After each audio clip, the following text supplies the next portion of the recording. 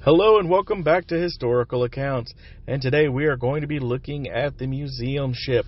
Now I want to preface this by saying I'm not going to go through every museum ship ever made because there are hundreds out there. Instead, I want to be talking about why we preserve the history of the museum ship, how did this kind of come about, and kind of go into the legacy of it. Now the preservation of ships and the purpose of history and education is really more of a 20th century concept. And this is really because maintaining a ship, even as a museum ship on the water or on land, is an intense effort. And in the past, it really just wasn't worth it. Most ships were broken up. Material was repurposed, which is what almost happened to the HMS Victory. We'll talk about in a moment. And just the maintenance was so high, it wasn't worth preserving. So in the 20th century, we see a lot of preservation occurring with ships. This is basically broken down into two categories.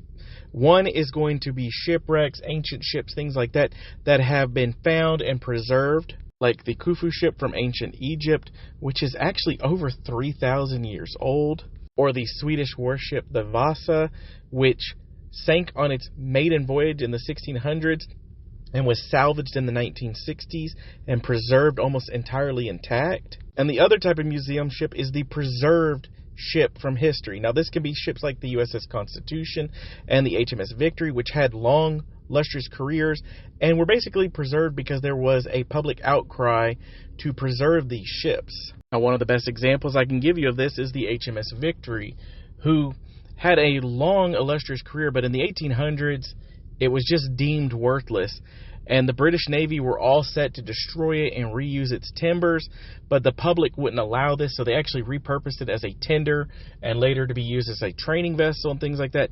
And it was, again, once we hit into the 20th century, that the idea to preserve this ship and rebuild it came around. And you're going to see this with a lot of ships happening into the early 20th century.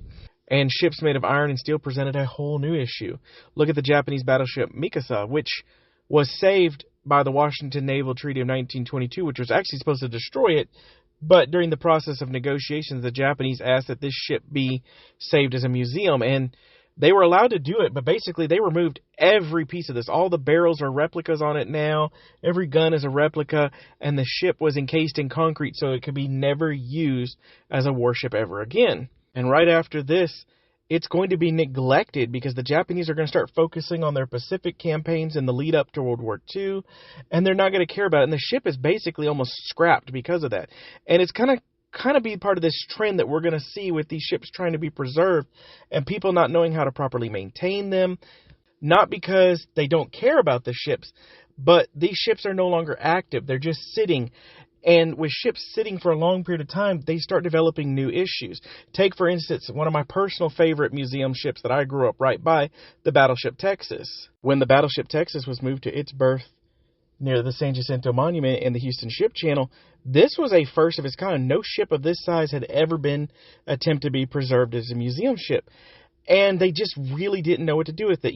They ended up removing the wooden deck and replacing it with a concrete deck, which just trapped water underneath, which led to the issues.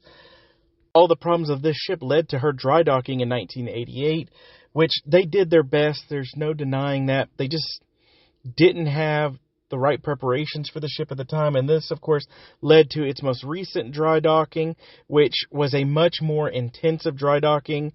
The changes that were made to the hull were all part of a design to basically preserve the ship that was going to sit as opposed to being a seafaring ship. And the success story of the Texas is not alone. There are multiple ships that succeed as museum ships, such as the USS Alabama, the USS North Carolina, all four Iowas, an assortment of submarines and destroyers such as the USS Kidd in Louisiana, or the Cavala in Galveston, Texas.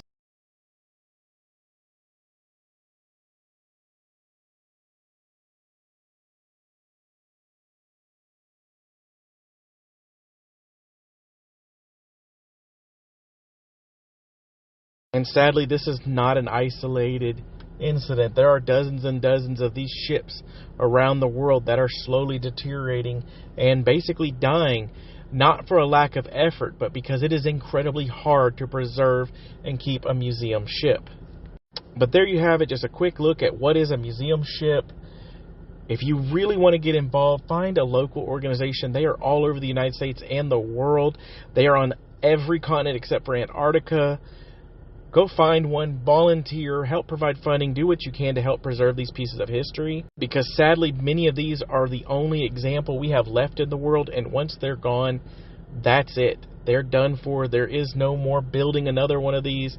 They're not coming back, and that's a piece of history lost forever.